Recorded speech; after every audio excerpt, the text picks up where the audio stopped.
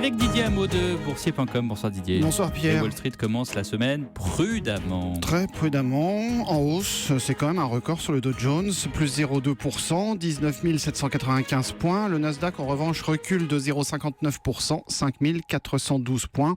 Et le pétrole soutient encore la tendance, proche des $53 le baril WTI, $55 le Brent, après l'accord de baisse de production intervenu samedi entre les pays producteurs hors OPEP cette fois, puisqu'il y a 8 jours, c'était un accord concernant les pays de l'OPEP qui avait fait remonter les cours du baril. Du coup, Exxon grimpe de 2,2% ce soir et Chevron gagne encore 1,2%.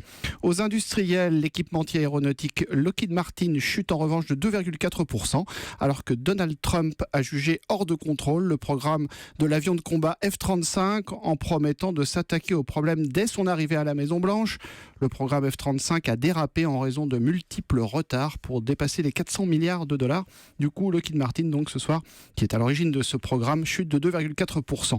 Au technologique, Intel gagne 0,6%, Microsoft plus 0,3%. En revanche, Apple perd 0,6% à $113,30.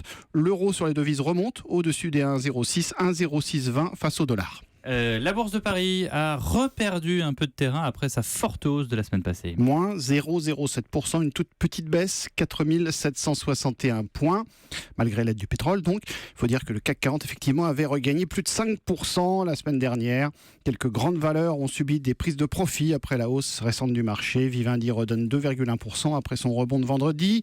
Peugeot, moins 1,3%. Renault, moins 0,6%. Valeo, moins 1,4%, donc dans le secteur automobile.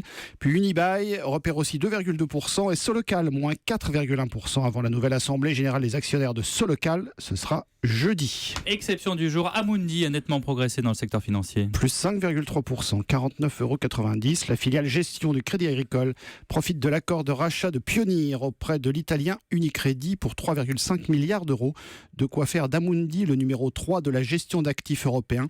Derrière Allianz et AXA, le Crédit Agricole, la maison mère, gagne plus modestement 0,6%, 11,56 € ce soir. Ailleurs, sur les autoplaces financières, le DAX perd 0,12% à Francfort, Bruxelles moins 0,2%, Londres moins 0,9%, Milan remonte quand même de 0,4%, rassuré par l'évolution du secteur bancaire en Italie, Amsterdam plus 0,13%, on rappelle le CAC 40 en légère baisse, moins 0,07%, 4 761 points. Et le reste sur boursier.com. Merci Didier Hameau.